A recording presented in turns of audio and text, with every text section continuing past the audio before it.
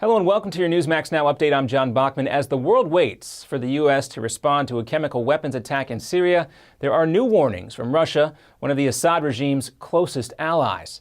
Russian officials say Western military action would be illegal and could lead to catastrophic consequences. Government officials in Moscow also called the cancellation of a meeting between the U.S. and Russia on Syria a, quote, serious disappointment, adding that the cancellation is more evidence that the U.S. plans a strike on Syria. Meanwhile, the White House says the president has not decided on a specific response to the chemical weapons attack on civilians by the Syrian government, but spokesman Jay Carney says the president is not looking to force President Bashar al-Assad from power. And during a speech Tuesday at the American Legion Convention, Vice President Joe Biden pulled no punches when discussing the Syrian regime. The president believes, and I believe, that those who use chemical weapons against defenseless men, women, and children should and must be held accountable. Well, President Obama has ordered a declassified report to make the case to the American people for a strike. The president has already ruled out putting any U.S. troops on the ground in Syria. And 50 years ago today, Martin Luther King Jr. stood on the steps of the Lincoln Memorial and delivered a speech some call the greatest in American history. My poor little children will one day live in a nation where they will not be judged by the color of their skin, but by the content of their character. I have a dream today. As many as 20,000 people are expected to fill the National Mall to hear tributes to Dr. King today. President Obama was the keynote speaker at today's event. Other speakers included Presidents Clinton and Carter, Congressman John Lewis, a leader in the civil rights movement, and members of the King family. And closing arguments begin today in the trial of Army psychiatrist Major Nidal Hasan. He is accused of killing 13 people in a 2009 shooting rampage at Fort Hood, Texas. Hasan, who is representing himself, rested his case Tuesday without calling any witnesses or testifying. He could face the death penalty. And singer Linda Ronstadt is lending some star power to a new lawsuit aimed at challenging Arizona's controversial immigration law. At a news conference in Phoenix, Ronstadt said racial profiling is included in the new law, which requires local and state law enforcement to ask people about their immigration status if there is any reason to suspect they're here in this country illegally.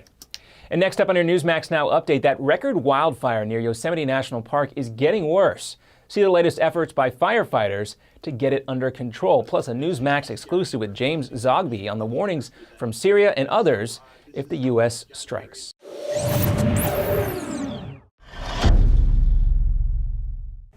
Hello, my name is Fred Fleitz and I'm the managing editor of LigNet. You've probably seen our name preceding some of the stories you read on Newsmax or heard LigNet referenced on Fox News, C-SPAN, or CNN. Perhaps you've asked yourself, what is LigNet? LigNet is an acronym for the Langley Intelligence Group Network, a private Washington, D.C. based service that provides global intelligence, in-depth analysis, and detailed forecasting. LigNet's staff and advisors include former CIA officers, national security experts, presidential advisors, and top-level government officials from around the world. I myself held several national security posts for the U.S. government during my 25-year career with the Central Intelligence Agency, the Defense Intelligence Agency, the U.S. Department of State, and the House Permanent Select Committee on Intelligence. Our lead advisor is General Michael Hayden, the former director of the CIA.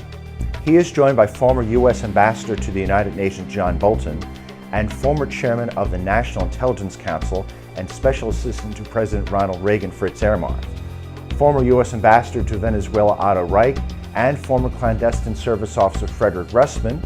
Former chairman of the House Intelligence Committee Peter Hoekstra also joined our advisory board staff.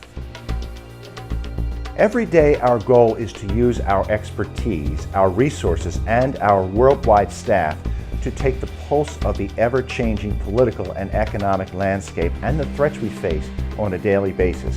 Whether you are following global events for your portfolio or business, or just interested in the world around you, LigNet provides what you need to know to keep up with global events. There are many. Every day, LigNet members receive the Morning Brief, a daily email that provides summaries and links to our daily analysis to keep you up to date on LigNet's assessments. LigNet members receive unrestricted access to LigNet's secure database of global analysis. All of our special reports, previous analyses, and exclusive video interviews with intelligence insiders are available to members 24 hours a day. But you also get top-notch analysis that resembles the President's Daily Brief, the classified intelligence assessment delivered to the President of the United States every morning.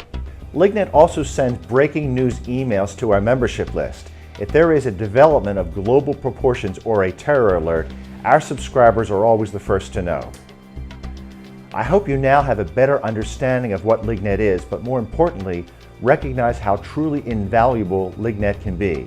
As the old saying goes, knowledge is power. Join LigNet for $1. Go to lignet.com.